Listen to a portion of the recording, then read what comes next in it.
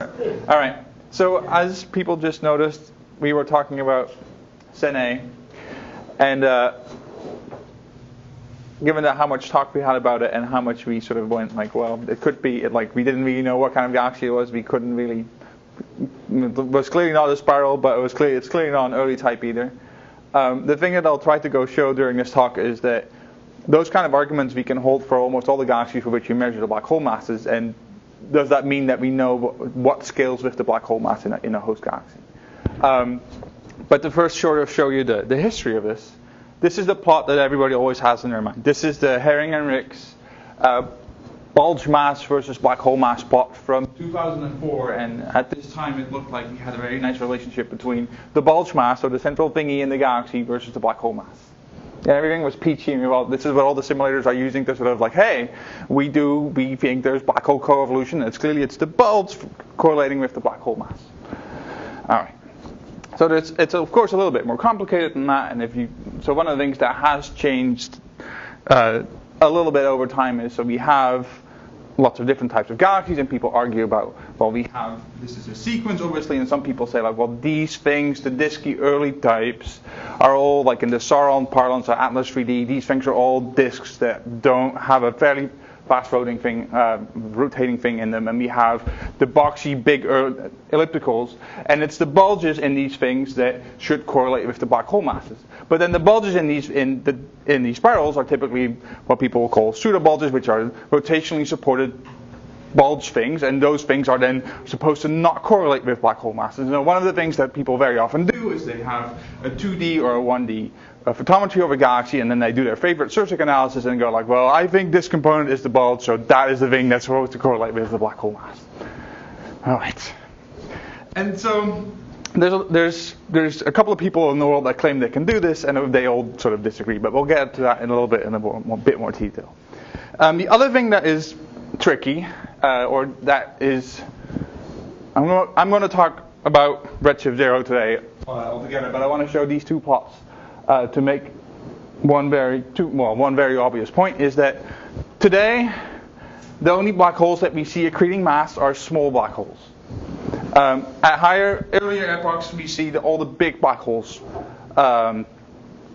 form, and this is effectively an inversion of the same thing. So here the lines are different redshifts, and you can see that the biggest black holes were effectively already in place at very, very early times. This is also shown by the fact that we find quasars at redshift 7 and 6 that weigh 10 to the 9 solar masses. These galaxies obviously did not have a giant elliptical around them at that time. So clearly at that epoch, there is no co-evolution of the black hole with the galaxy as we see it today. So if we talk about black hole co-evolution, you need to think that, hey, this is not something that has always been the way it is. Clearly something must happen somehow, but how this exactly works is something that we should sort of think about a little bit more. It's not that simple as it appears. So this is sort of the classical, I'm going to show the three theories about how this is supposed to happen, and I'm not going to defend one model of them, I'm just going to go through them and we'll see where we end up in the end. So the first one is, well, we just say that we start with a big ball of gas, and we assume some kind of equilibrium, and then hence the black hole and the galaxy will sort of grow in lockstep.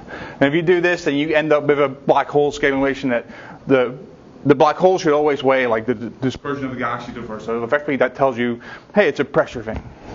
The other thing that people like a lot is through merging, and this is an old movie, but it sort of shows you it sort of nicely fits with the current picture. This movie only shows stars. You merge two galaxies, and you have stuff fall towards the center, and then you turn your magical feedback on, which blows out all the gas, which stops the star formation, and that makes your galaxy know about the black hole. And then there's an even simpler method, and you could just do number statistics, and you say like, well, I start out with some distribution of galaxies, and I start out with some distribution of black holes, and I just do some merging, and so you start out with this, and then you do some merging, and over time you end up with a nice scaling relation. This is just central limit theory. In this case, the black hole and the galaxy just don't know about each other altogether.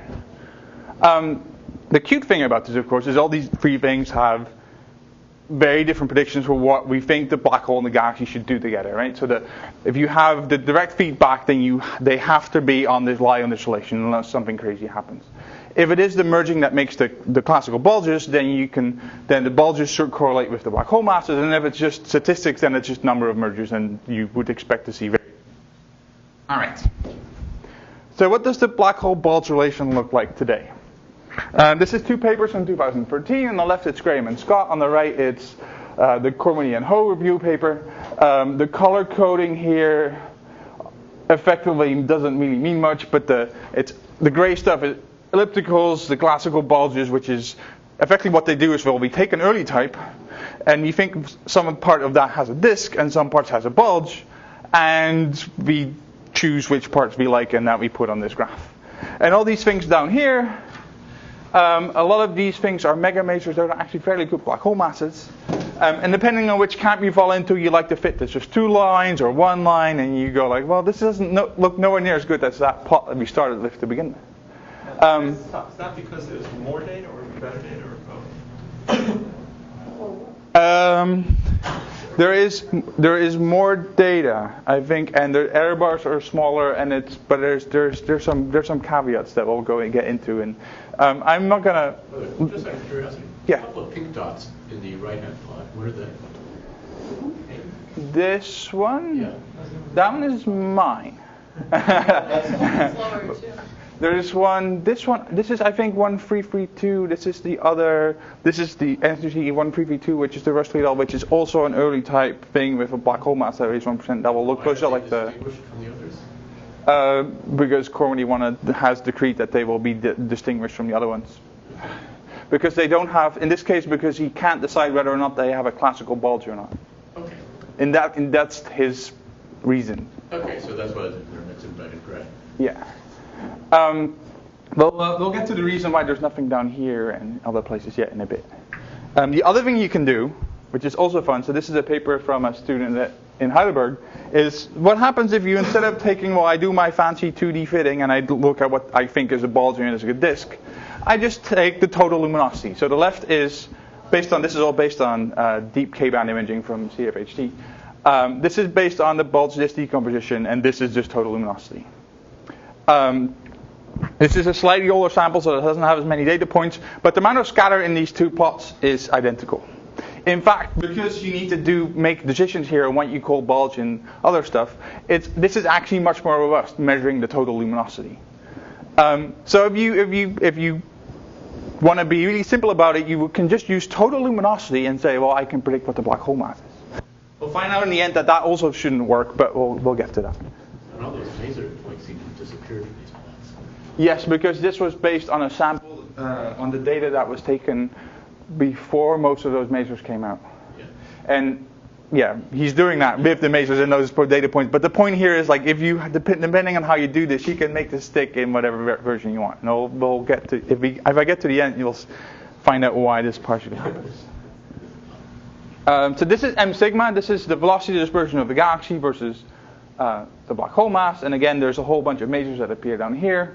Of course, Cormany thinks that these things, the pseudo bulges shouldn't correlate with the relation, so he doesn't fit them. So he does only fits that, and of course it's very hard to sort of determine from photometry what is a pseudo bulge and what is not. But there's something that you need to realize that's important from this relation is that we use this to measure the black hole masses at higher epochs, right? The most obvious one is the reverberation mapping black hole masses, and so this is a plot from the latest Woodall paper where they sort of they measure the fudge factor, but that's not really the important part. The important part to see is that all the red stuff is for which black hole masses have been measured using direct methods, and the blue stuff is all the black hole masses for which there's reverberation mapping data. This is what they claim at most a factor of 3 departures. Well, so the main thing that you want to sort of need to take out is if you do this, right? So this is 200 kilometers. There's most data points for the AGN are on the left here, whereas most of the data points here on the right. And if you do it in Cormany's dispersions versus their dispersions for the same galaxies, you end up there's very little overlap in what they probe. And what we'll also see is that most of the galaxies here, most of these dots are still early types, whereas most of the blue dots here are spirals. So you sort of implicitly have assumed that the fluffy spirals have the same kind of scaling relation as the early types. Anyway.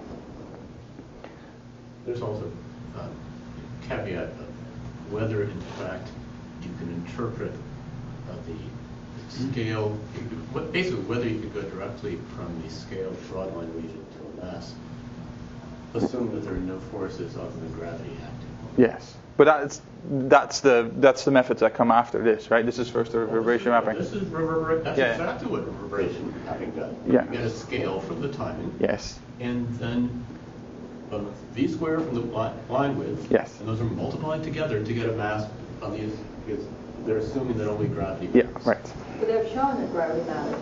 No. Yes? You've seen the real relationship. Yeah, but you get that from radiation-driven winds too. It's not unique. No, that's true, but then you can also ask Which means you haven't shown that it's only gravity.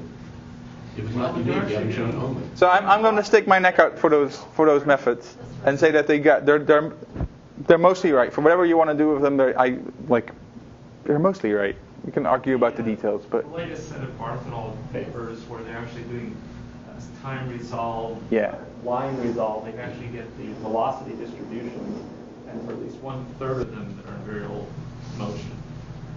So a part may be flowing in, part will be flowing out, but 1/3 do not seem to be there. It's consistent with equilibrium conditions.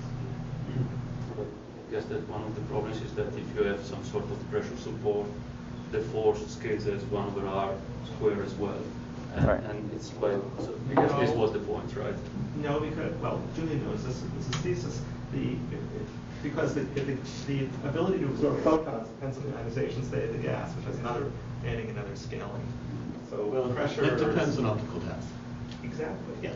But in any event, I'll just say that it seems to me still a risky statement. And if you look, the strongest argument for the identification with gravity was in the earlier days of the subject, when the reverberation mapping points sat quite nicely on the preferred line. the other thing that you need to see in this plot is that, for example, this data point and I think that data point is the same galaxy, but they have different dispersions. And that holds for a whole bunch of stuff. We can argue about whether or not there's pressure support, but we can already argue on what should be on this axis. All right. So why is it that there's only 80-ish direct black hole mass measurements right now? So the reason is you need to actually spatially resolve on the sky a region near the black hole that you can actually see something move. And so if you use m sigma as your tracer for how big a black hole is, then for a given black hole mass, this is the distance at which you can resolve it. So effectively it means a 10 to the 6 solar mass black hole, you can only resolve it out to a distance of 1 megaparsec using current day AO or HST. This would of course improve by a factor of 3/4 if you have an ELT. ALMA will help if you want to do gas masses, if you can find regular rotating disks. But effectively, this is it. Apart from the mega measures, which can go out, effectively can go out to about 100-ish megaparsec for effectively all black hole masses. But the problem there is finding a mega measure is actually very tricky. We've tried doing that for more galaxies, but it is just a very small chances thing. The other much more important thing is that we actually don't know what the velocity dispersions are of most nearby galaxies. Where nearby means, say, 100 megaparsec-ish. So this is what I started doing while I was in Austin. We were like, well, we want to measure more black hole masses. Which galaxy should we do this for? So I started doing this with the HET. This is a 10-meter mirror. It's a very big light bucket, and in Austin we had a lot of time on that telescope to actually do this. And it turns out, in 15 minutes-ish, we can get a very good long-slit spectra of nearby galaxies fairly quickly. And one of the nice things about this telescope, the telescope doesn't tilt this way. So you need to have, if you want to target stuff, do a survey, you need to have stuff all over the sky. This turned out to be a fantastic bad weather project for them.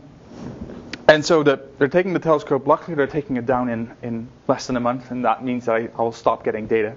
I have so much of it that it's all right. So what I've been doing, I've just specifically have been looking for galaxies for which I can measure black hole masses. And so effectively what I've done is I've taken the literature dispersions from hyperlata, I predict black hole masses, and from that you can predict the sphere of influence, which is the angular size of what the black hole mass, sort of like how much resolution you need to actually resolve this. And so all the green stuff is, this is an older plot, but all the green stuff is the stuff that I've observed, and this is sort of the limit. The other thing you can do, like most galaxies, as I just said, don't even have velocity dispersions, but you can use the trick. Remco, can I just, yeah. When you set out to figure out whether you can resolve the sphere of influence, are you assuming the isothermal definition? Yes, I use the standard M sigma, yes. And I do another trick as well, which I'll get to on the next slide. The other thing, so if you don't know dispersions, you can cheat. If you know the surface brightness of a galaxy and you know the size, then using the fundamental plane for galaxies, you can predict what the dispersion is. And this actually works really, really well, just using the standard 2-mass catalog. So this is the measured velocity dispersion. Again, all the gray dots is, I think all of that's Sloan, and the green stuff is the stuff I've observed. This is the measured versus predicted. It has a scatter of about 0.909 dex, which is just catalog 2-mass photometry, right? The catalog 2-mass photometry for nearby galaxies is not that great. But just taking those catalog values, you can actually already get really close. And the big caveat, the thing to remember here is that we were talking earlier about whether bulges or dispersions should correlate with black hole masses, right? If we know the photometry, we actually can predict the dispersion almost perfectly, given good data. But given the dispersion, we cannot predict the black hole mass, and what comes out of people that do bulges versus dispersions often disagree. So why is it that this works, but we can't do this for black hole masses? Right. The other thing that's worth showing, does this plot show? Yeah, this plot effectively shows this. Apart from using the standard sphere of influence argument, the other thing that I started doing was, well, I just want to make sure I have galaxies of all possible types in my sample. So I want to just take the nearest thing of everything effectively in this projection. I just want to take, in this region, I want to have the nearest version of a galaxy, or the nearest galaxy of that type. And so not only do I pick the galaxy of the highest sphere of influences, I also pick large galaxies, small galaxies, effectively the nearest version of everything. So if you have a different definition of what you think should predict black hole mass, I will have the nearest version of a galaxy that should have the highest sphere of influence on the sky. So how does this compare to other nearby galaxy surveys? The main thing to remember, so here I'm comparing against the Khalifa, which is a big IVU survey that's being done in Spain and at MPIA. And this is the Atlas survey, Atlas 3D, which does all nearby early types. The main thing to remember is these surveys are not optimized to actually find galaxies to do black hole masses for. Like for Khalifa, effectively all those galaxies are too far away, period. You can't do any of them. With Atlas, this is slightly different. They just have picked all the nearest early types given a certain volume. So that sort of works, but they only have early types. Anyway. And the other thing, which I guess should be, I don't know how well that shows up, I effectively have galaxies everywhere in this diagram where most surveys sort of peter out in places. Like the Khalifa doesn't have very big ones or very small ones. Khalifa does have many, many very faint ones, which is kind of cute. And Atlas is very well confined to like the densest galaxies, which are all the early types. Right. So what does that sort of look like? This is the sort of the final result of the survey, and this is the observed velocity dispersions, all the green things. And so effectively these are the galaxies that have very large sphere of influences. There's scored many that are close, but this is effectively the thing. Just to show you data, the fact that there is actually data. This is two spectra. The main thing that you should see here is that the data is in black, and the red line here is a fit. These are just stellar spectra to measure the velocity dispersions, and this is a galaxy with a velocity dispersion of about 100 kilometers per second. This is a galaxy with the central 400 kilometers per second. And you can clearly see that the Doppler shift is sort of broadening this. So this is how this is measured. The other thing, we were looking at a plot on Tuesday, and we saw spectra as well, and we tried to find the emission lines. Well, we actually really well know what the stellar spectra look like, so we can find the emission lines actually really, really well. Anyway, that's a separate thing. So let's look at another projection of the the galaxy properties. Here the black points are Sloan galaxies within 130 megaparsec. The green stuff is the stuff that I've observed. I'm overplotting the Sloan galaxies over my data, so that if you sort of want to say like, well, you've hidden all the Sloan galaxies, that's not the case. The main thing to see here is that obviously because of my selection criteria based on dispersion, I've picked out the densest galaxies, and you can see this quite nicely. I have the points are directly clustered over here. The interesting thing to see here is that most of the highest dispersion galaxies are small galaxies with a size of like a half-light radius of about 1-2 kiloparsec, and are not the BCGs, which are the humongous big galaxies. So it's an interesting statement to be able to say the highest dispersion galaxies in the nearby universe are small and are not large by number.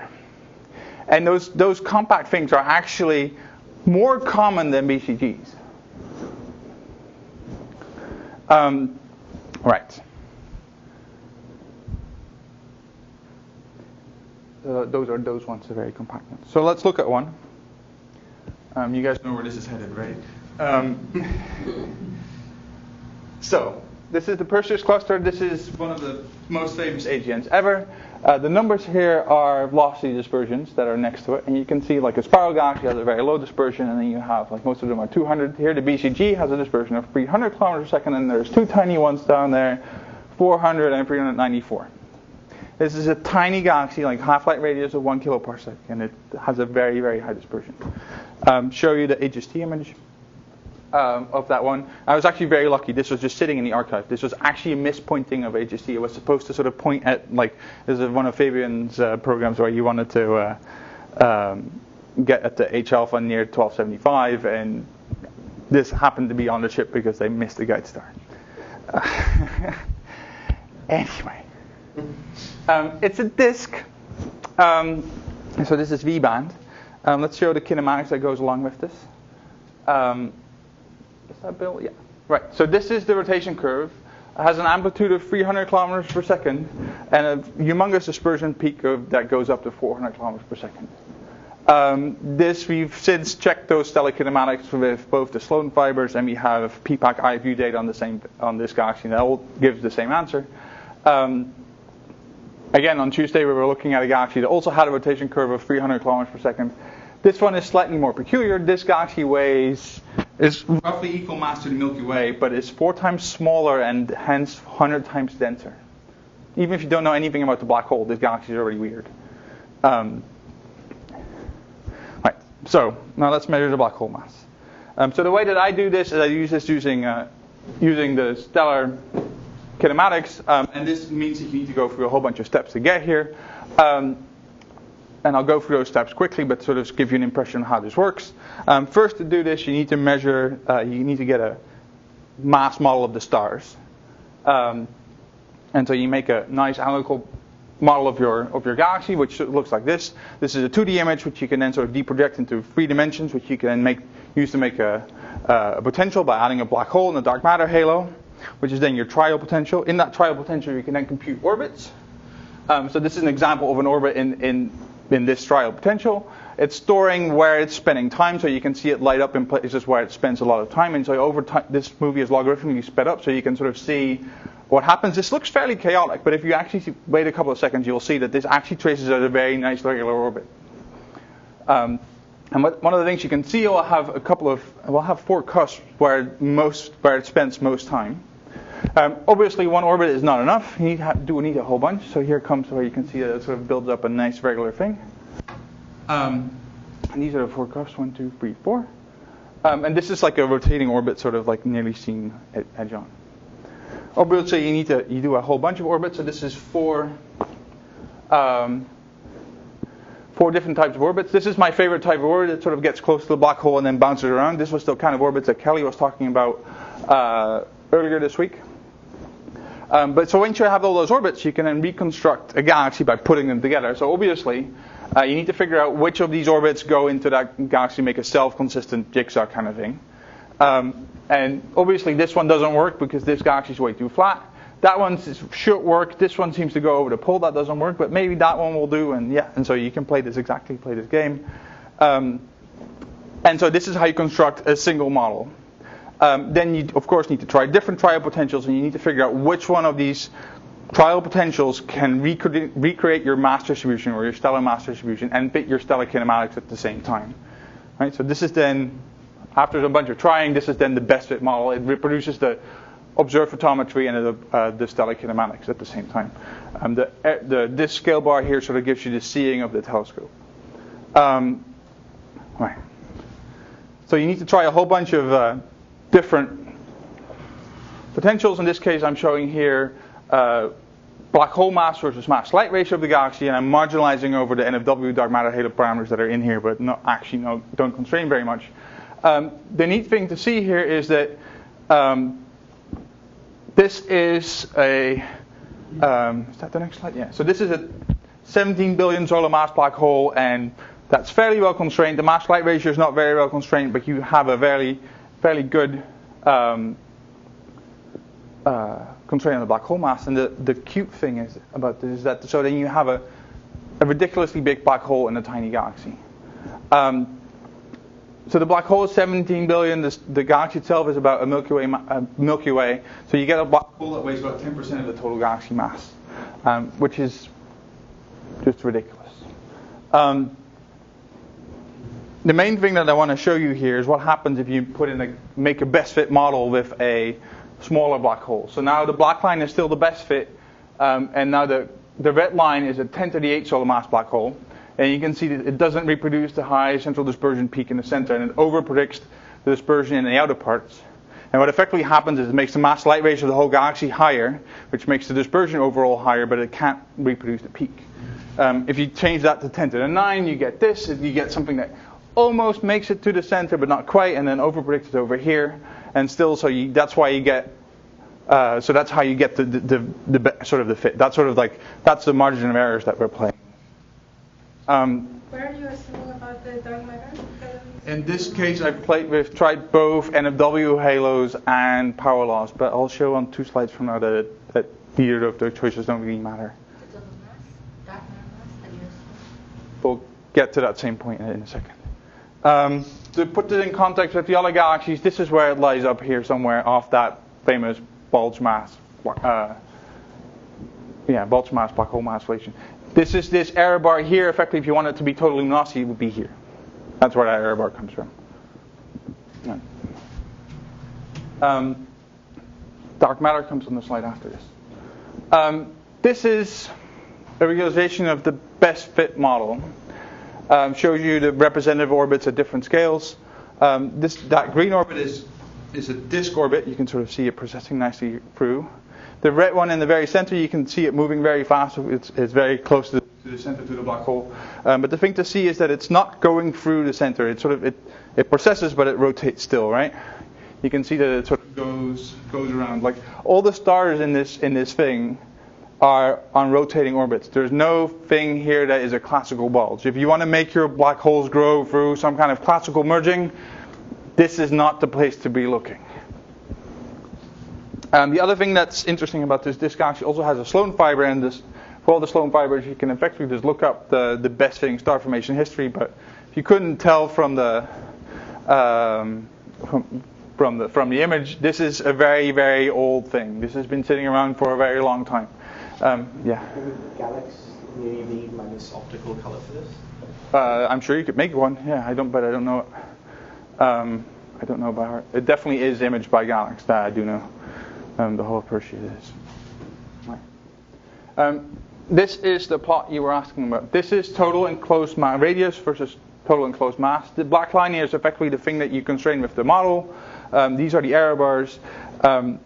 This is the best fitting NFW halo with error bars. Effectively, this is unconstrained on the bottom end. But the dark matter only begins to become important at about 20-ish arc seconds in this model, which is 5 half-light radii of the galaxy, and the kinematics only go out to 10, 15-ish. So I can't, I know how much mass is within, well, in this case it's 5, 6-ish kiloparsec, but that's where it ends. If you have a preferred concentration for your NFW halo, I can give you an extrapolation of what that total halo mass should be. But after this, I'll show you a couple of galaxies for which we will be able to do this, which is Do you have galaxies for which you've done this fractional modeling, for which there's reverberation mapping of the black hole, so two independent measures? No. And the reason why that is because most of the galaxies for which they've done reverberation mapping are too far away for us to do them. Because most of those black holes weigh 10 to the 6. And as I showed earlier, I can only do that until a megaparsec out. Usually also the problem is there's an annoying bright thing at the center. Yeah, there is. Yeah, so. Yes, there's that too. But most of them are just too far away to even try to begin with. Speaking of which, the annoying bright thing, 10 to the 10 solar masses, so very, very low Eddington, the center should be bright. Is it completely dead? No, you mean in the X-ray or something? In 1277, is there any sign of activity? Yeah, there's an X-ray source in the center. Yeah. And it's very low luminosity. Very low luminosity. There's a paper on that by any Fabian.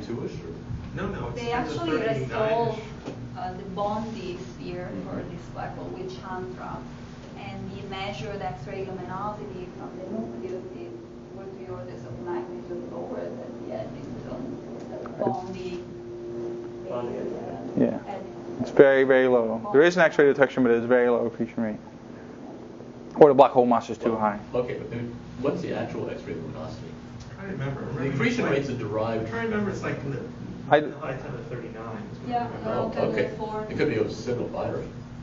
Yes. Would be? It could be a high number. Yeah. That's Eddington for a 10 solar mass black hole. Yeah. Yes. That's what I was saying on Tuesday. It's hard to tell it's an AGN if it's not.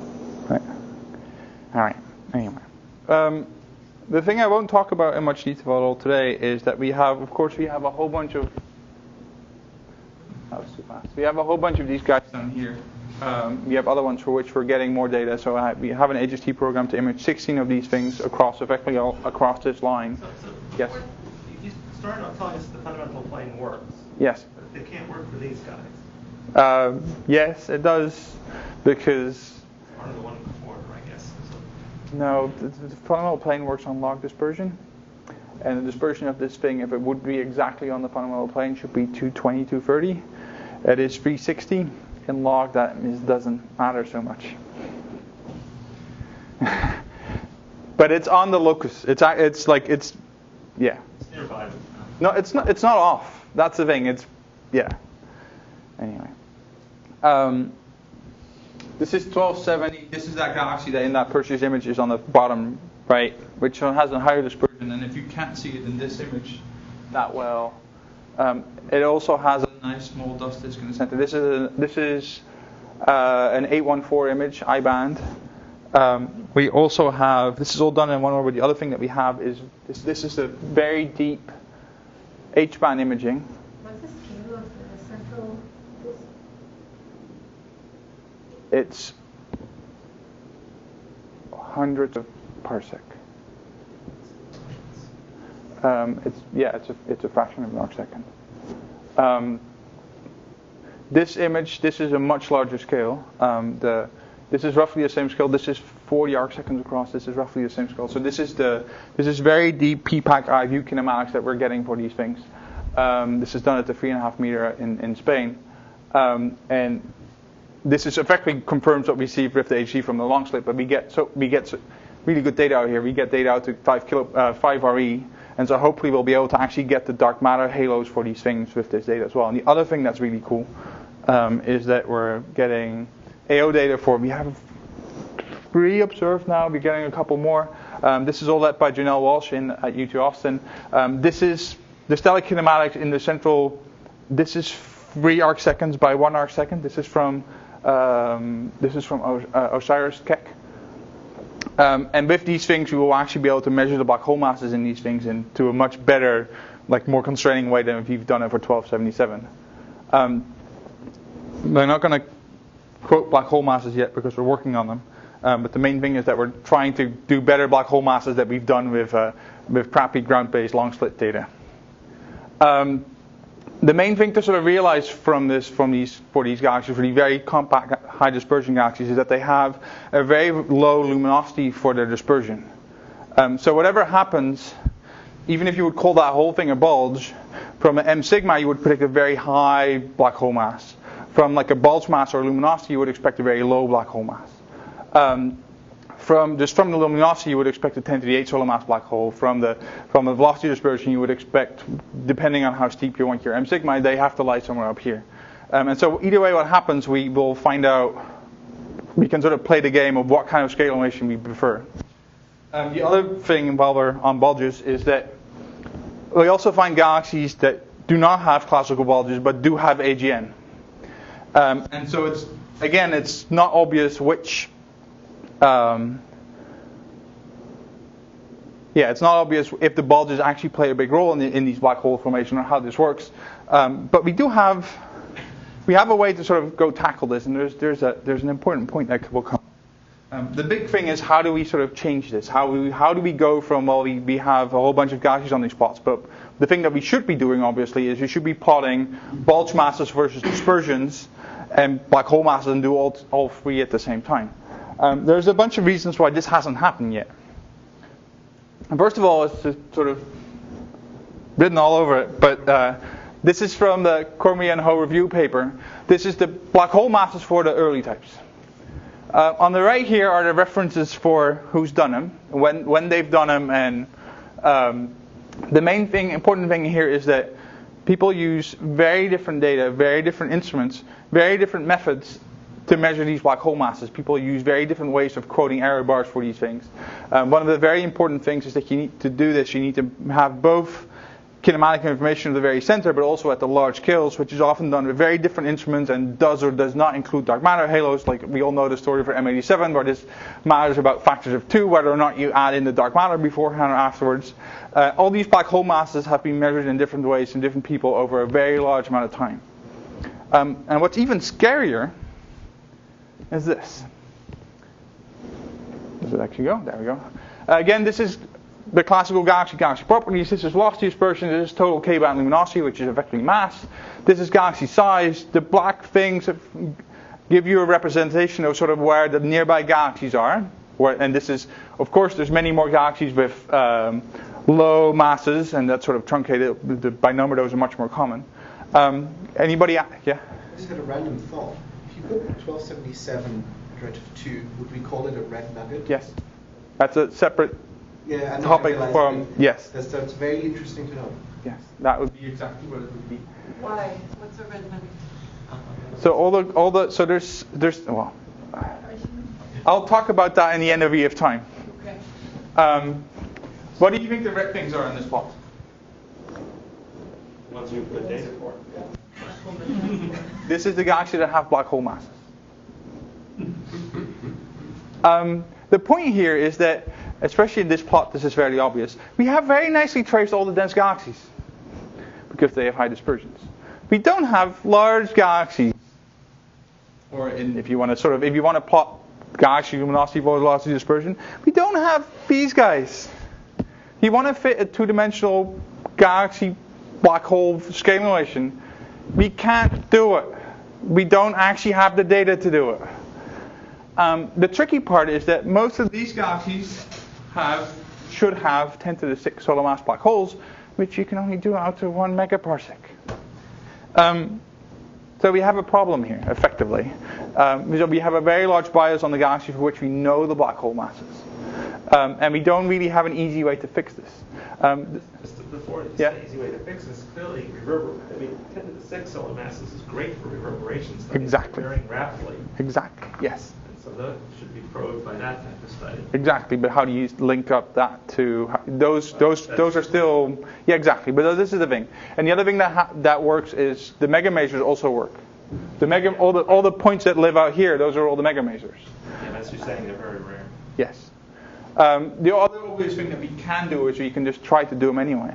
Because at the moment we base the fact that they have a small black hole on the fact that we think M sigma is the scaling relation. So one of the things that we could definitely do is go do them. Obviously, I've just finished a humongous survey to find exactly those galaxies with which we could do it, but so I know exactly which one we should try.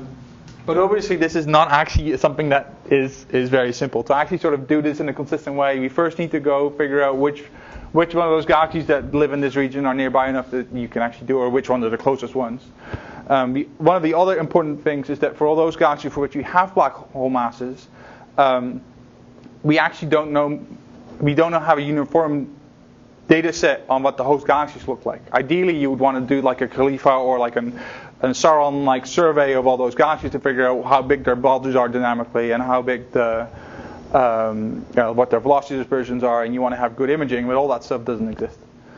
I think I'm missing something fundamental, but isn't there a certain kind of circularity in saying we observe the compact ones because that's where we expect high black hole masses, so we measure high black hole masses? Yes. How do we know that the non-compact ones actually have lower black hole masses? We don't, and that's why you should do them. But so if they're high black hole masses, why don't we just point a telescope and check? Well, so yes, I agree. This is pointless, or I agree, but it's roughly one night of a laser guide star AO night per galaxy. But this is a fabulous science case. I know. This is why I'm pitching it. Have you not figured this out yet? No, I'm waking up. So that's exactly what I'm pitching, but it's not just the AO that you need to do. It's also the imaging, and it's also the large scale. So yes. But this is a no-brainer. I know. Right, but having announced your position, he's now figuring out who to bribe to get you on the next track. Exactly. All right. Well, all right, and so to not that many instruments can do this. Yeah. yes, Well, there's 3. appropriate. 4. Anyway, the other thing that's cute, which I want to advertise, which is host galaxy stuff. This is Sauron stuff, but it works on spirals too. This is the velocity maps and dispersions for a whole bunch of different, in this case, early types. But at the bottom here, this comes from the dynamical models. Like I showed you the movie earlier with the orbits. This plot shows you radius versus angular momentum. So angular momentum 0 is here, and this is +1. It's not angular momentum; it's spin. And so the neat thing here is that in these galaxies, you can, using these models, you can actually just see what is a classical bulge and what is a pseudo bulge. Effectively, you can go like, well, this thing doesn't rotate, so that's classical bulge. This is a classical bulge. There's a little bit of rotation here. This is a classical bulge. There's a rotation here and some stuff that goes the other direction. This thing does not nearly have a bulge, and almost all the stuff rotates. And this in the outer part, you can sort of see this in the cons. You have this inner disk that rotates one way, and you have an outer disk that rotates the other way. And effectively in phase space, you can split out these components. Yes, go ahead. So when I learned this a few eons ago, Davies et al., there was a strong correlation between mass and rotation support and not. Yes. Are you saying that correlation is not so tight? No, that's still there because the giant ellipticals still don't rotate. But when you're down an order of magnitude lower in mass, there's a lot of scatter. Most of those things mostly rotate. But this is effectively all the Atlas stuff and the Sauron stuff with lambda r and ellipticity, which I don't want to go into because we're at a black hole conference. 27 Atlas papers. Yeah, no, yes, they overdo it a little. I recommend Sauron paper 4 and 10 because I'm on them. Anyway. So you tell us the counter-rotating disks and outflows?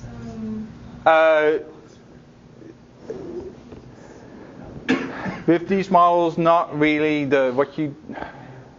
the outflows should be. So I'm looking at stars, right? Unless you expect the stars to be outflowing, and so this is all based on stars. But if you have a disturbed galaxy, this all becomes harder, and I can't technically do spirals and stuff. And anyway. So you're arguing that you have pseudo bulges and classical bulges. Could you point out which one is actually a pseudo bulge to compare the?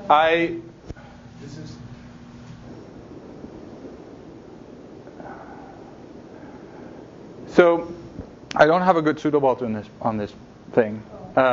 Effectively, the things that don't rotate are the classical bulges. The pseudo bulges should be things that are rotationally supported and round. And so it shouldn't be like maximal angular momentum stuff. So this could be a pseudo bulge if you wanted it to be, but this fact that this is not continuous is most likely just a numerical effect, not a real thing. The main thing that you can really easily get out of this is figure out which things are classical bulges and which ones are not, and what fraction of mass is in them. So another stupid question: why Sloan selection function basically missed a lot of things? Do you know why? So Spectra. yes. Well, so is this light in here? I think so.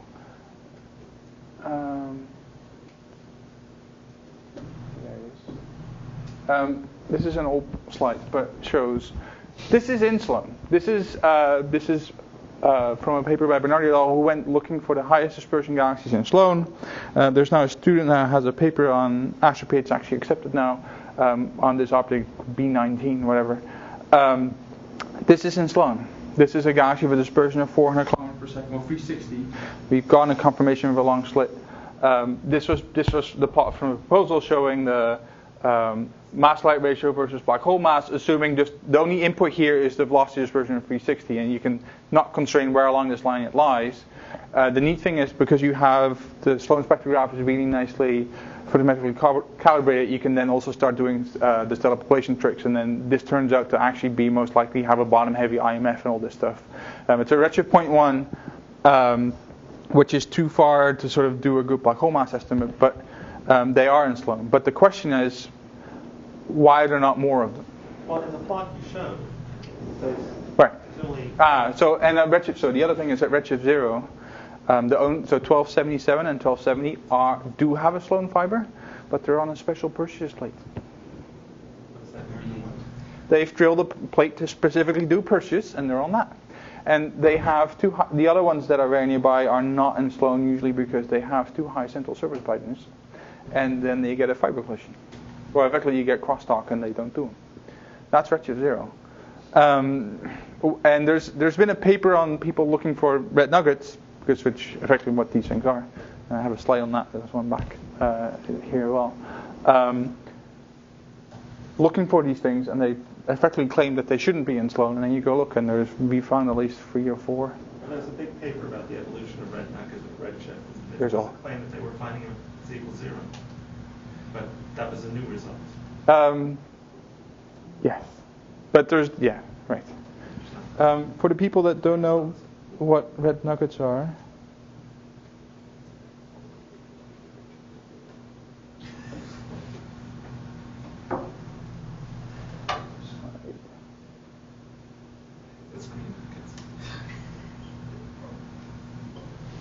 so it's effectively this plot. This is redshift versus galaxy size at fixed mass, looking at just passive galaxies, so not star forming. And so at fixed mass, the galaxy actually, as a function of time, become bigger and bigger. And the 1277, if you want to plot, so the way they sort of do this also has your Sloan data in it. So this is size versus dispersion. This is sort of the Sloan parent sample. This is the redshift 2.5. The only measured dispersion, very compact, and this is 1277. These are velocity dispersion measured at redshift 1.5-ish, which are all sort of shown that they are more compact than stuff today. This is my HET sample overplotted, and I effectively have lots and lots of compact stuff nearby. But that's also because that's what I've been targeting, right? So basically the compact galaxies actually survive? Some of them do. They're rare, but some of them do. I only have a conclusion slide left, right? So please ask more questions if you have them. Where are these? Are these in underdense regions, overdense regions, random? I have a couple that live in the middle of nowhere. I have a whole bunch that live in Perseus. And part of the reason that most of them live near Perseus is because that's where sort of the sweet spot in the range which I've probed. Like I've not probed anything near Coma because it's too far away for my selection criteria, because that's 100 megaparsec Perseus.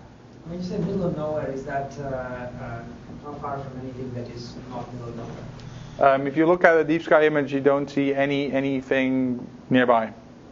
Over scales that is effectively many arc minutes. I don't want to put a number on it, but and the incidence of AGN-ness, low, high, don't know. Low. Like we have spectra for all of them, right? So low. Some of them have a little bit of emission lines. Most of them, I think most of them, more than half, have one of those central dust disks. Must partially be because the potential well is so deep that the dust can't get out. But none of them have strong AGN lines. Anyway. I can put up my conclusion slide, but I am effectively done.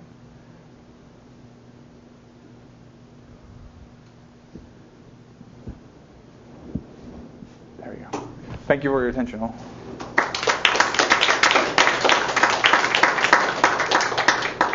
HET is going down to retrofit the cosmology spectrum? Yes. Yeah. HET-DEX, yes.